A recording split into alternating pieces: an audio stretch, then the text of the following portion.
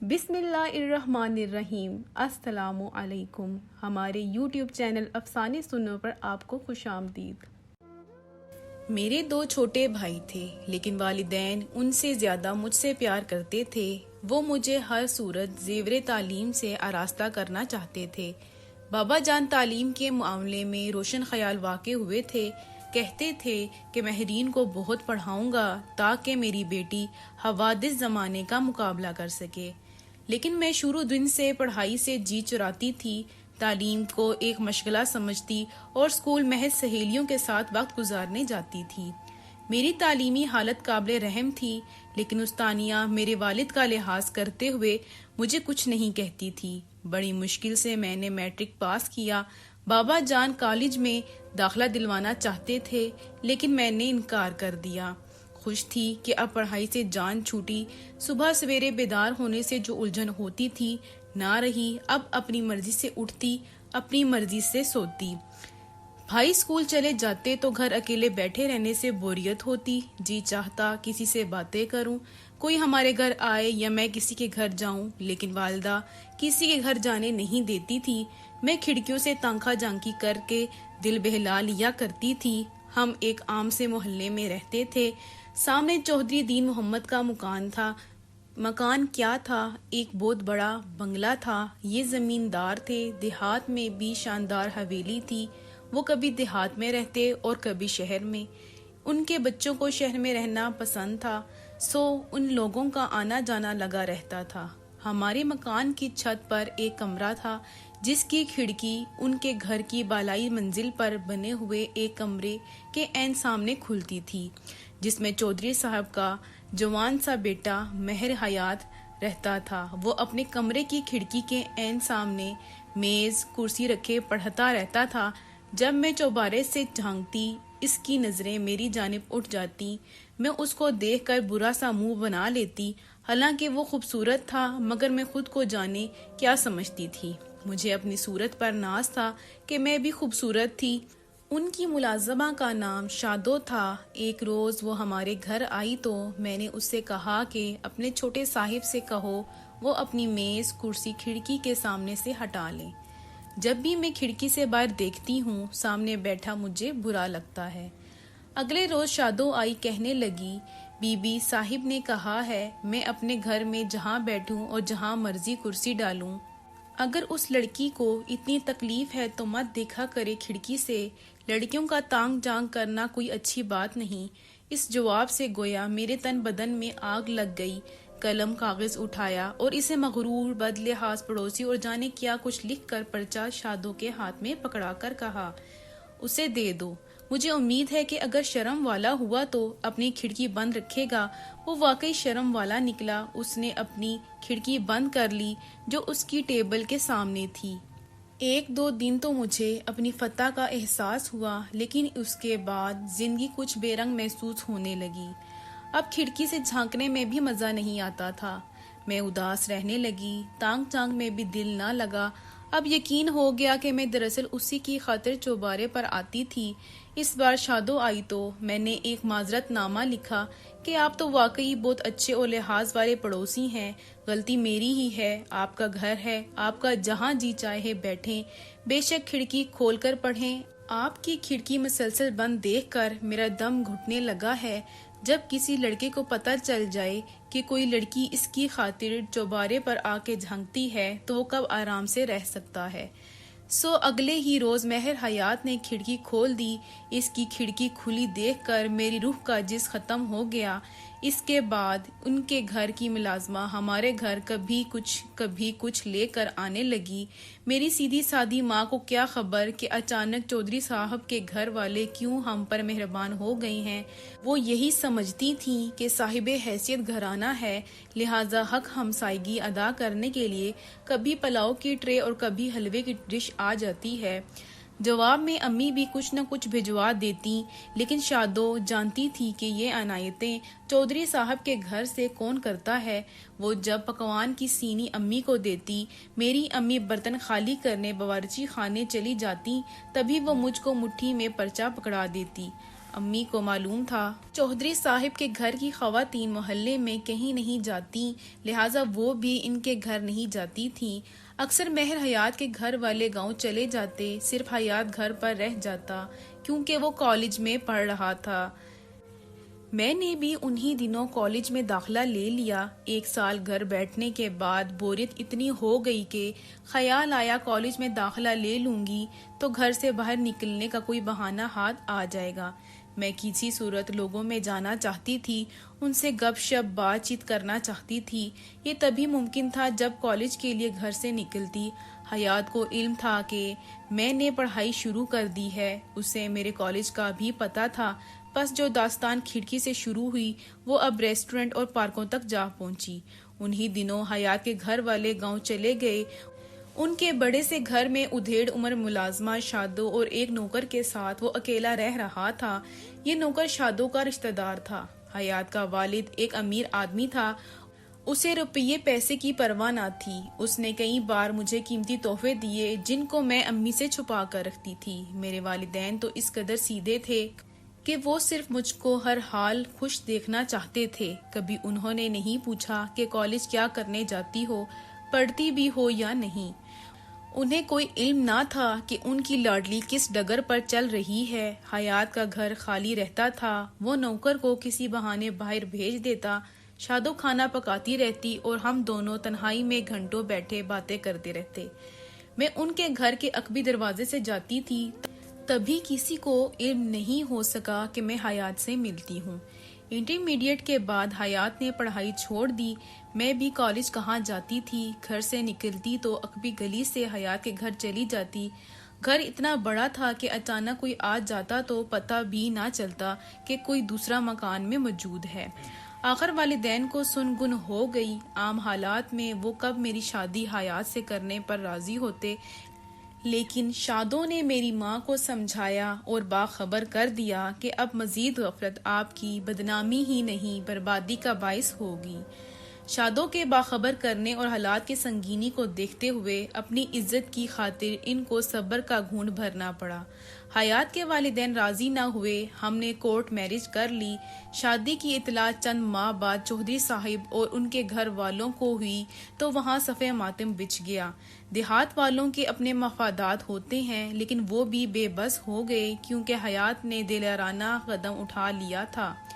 وہ لوگ اس وقت تک گھر نہیں لوٹے جب تک میں نے بیٹی کو جنم نہیں دے دیا۔ جب علم ہوا کہ میں ایک بیٹی کی ماں بن گئی ہوں تو وہ لوگ آ گئے اور انہوں نے مجھے میری ماں کے گھر بھیج دیا اور حیات پر دباؤ ڈالنے لگے کہ وہ مجھے طلاق دے دے ورنہ اس کو جائیداد سے آگ کر کے گھر سے نکال دیا جائے گا۔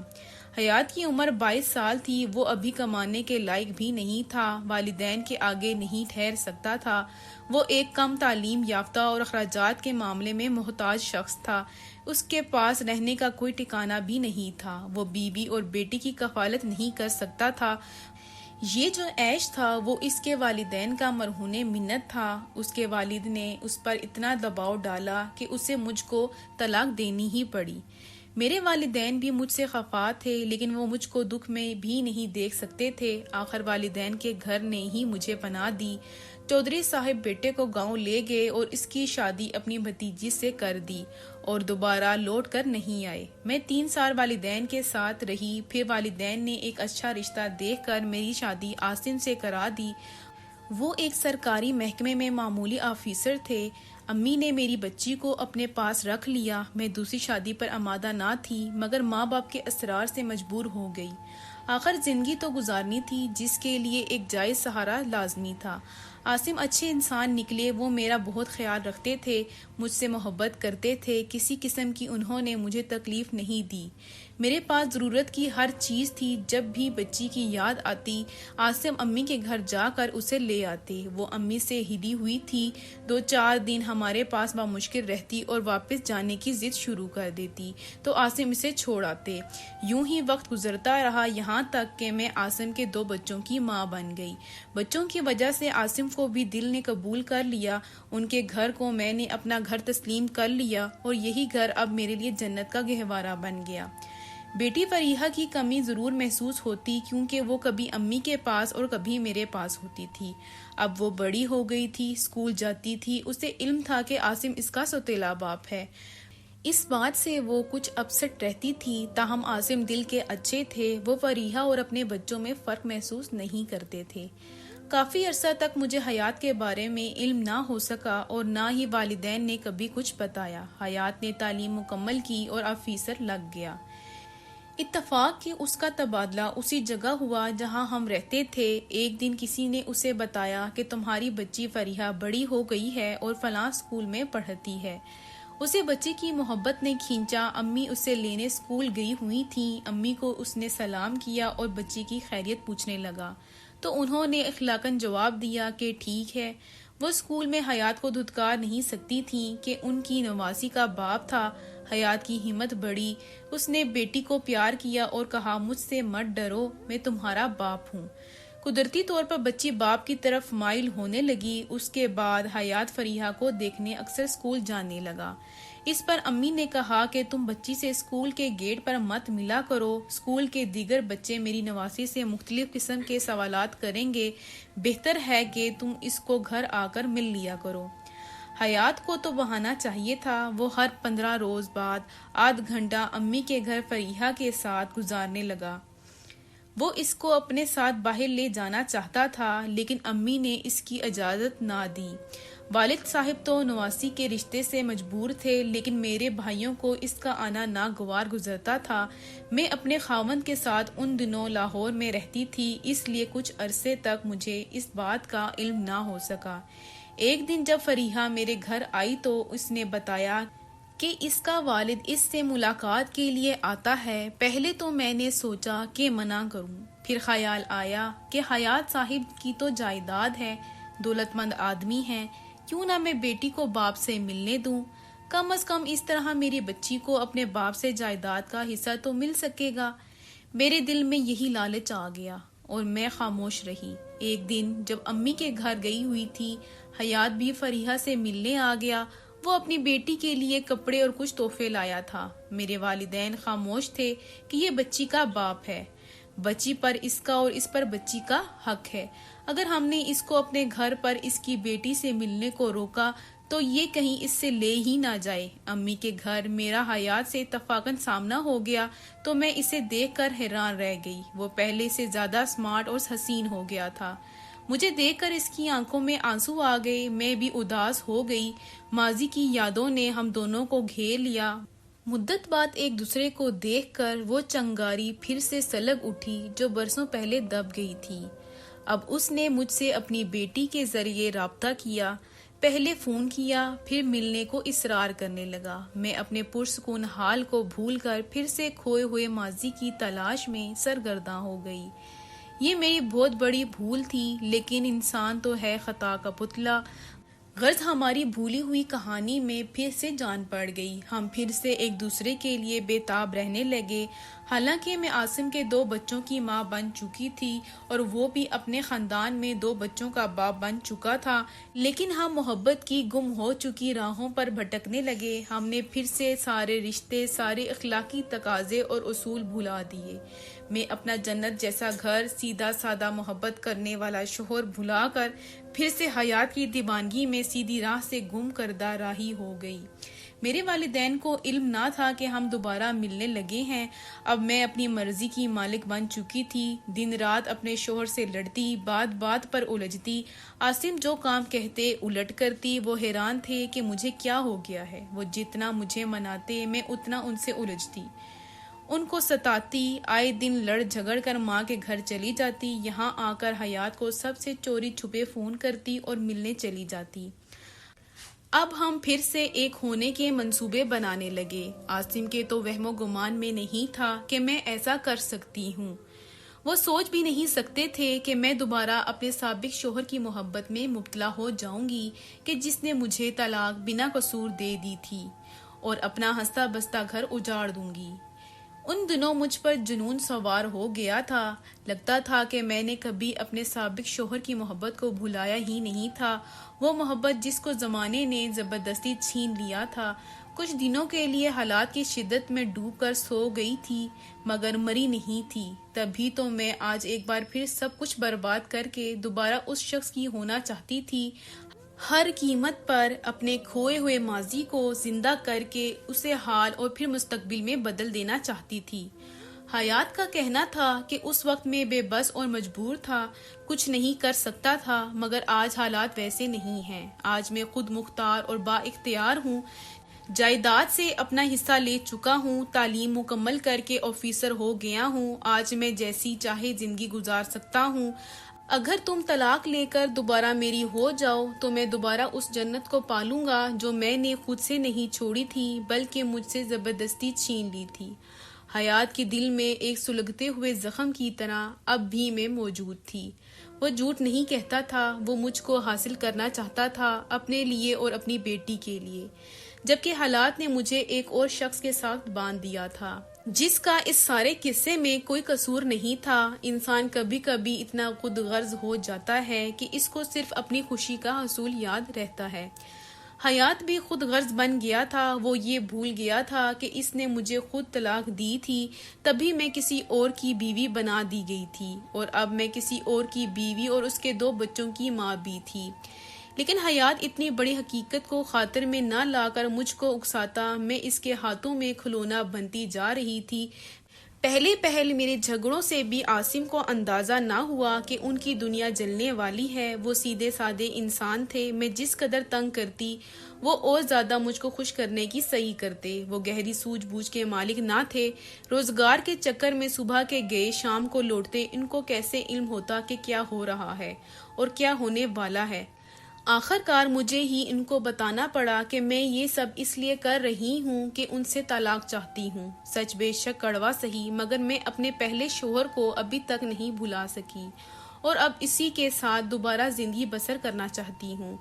میں اپنی بیٹی کے والد سے دوبارہ شادی کر کے اس کو اس کے باپ کا گھر دینا چاہتی ہوں۔ میری باتیں سن کر عاصم پر بجلی گر پڑی، وہ سکتے میں رہ گئے جیسے سانس لینا بھول گئے ہوں، رو پڑے، بہت منت سماجت کی، بولے میں جانتا ہوں انسان زبردستی کسی کے ساتھ زندگی گزار کر خوش نہیں رہ سکتا، لیکن اپنے بچوں کا خیال کرو۔ ادھر تمہاری ایک بیٹی ہے اور یہاں 2 بچے ہیں، کیا تمہیں ان کا خیال نہیں ہے؟ ان سے ان کی ماں مت چھینو، میرے ساتھ گزارے دن یاد کرو، کچھ تو میری بھلائیاں یاد کر لو۔ لیکن مجھ پتھر دل پر کوئی اثر نہ ہوا۔ میں نے کہا زبردستی مجھے باندھے رکھ سکتے ہو تو رکھ لو، مگر میرا دل تمہارے ساتھ نہیں ہے، بہتر ہے کہ مجھ کو آزاد کر دو۔ انہوں نے اس کے بعد خاموشی اختیار کر لی اور چند دن بعد اس شرط پر طلاق دے دی کہ میں بچے ساتھ نہ لے جاؤں گی۔ میں نے یہ شرط بھی منظور کر لی، تب مجھے حیات کے سوا کوئی نظر نہ آتا تھا۔ طلاق سے میرے والدین بہت دکھی ہوئے لیکن میں خوش تھی۔ عدت میں نے اپنی پھوپھی کے گھر گزاری اور حیات سے نکاح کر لیا۔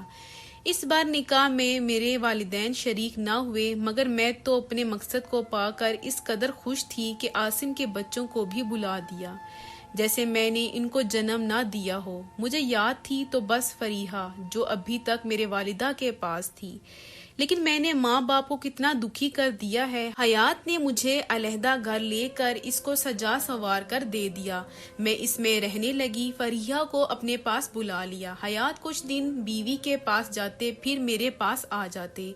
کچھ عرصہ یہ سلسلہ چلا، آخر میری سوتن کو پتہ چل گیا کہ حیات نے مجھ سے دوبارہ شادی کر لی ہے۔ جب میں نے حیات کے بیٹے کو جنم دیا تو میری سوتن نے کہا کہ تم 2 حصوں میں بٹ گئے ہو، بہتر ہے کہ مہرین کو یہاں لے آؤ، اس طرح کم از کم ہم اکیلے ہوں گے اور نہ تمہارے بچے وہاں اکیلے ہوں گے۔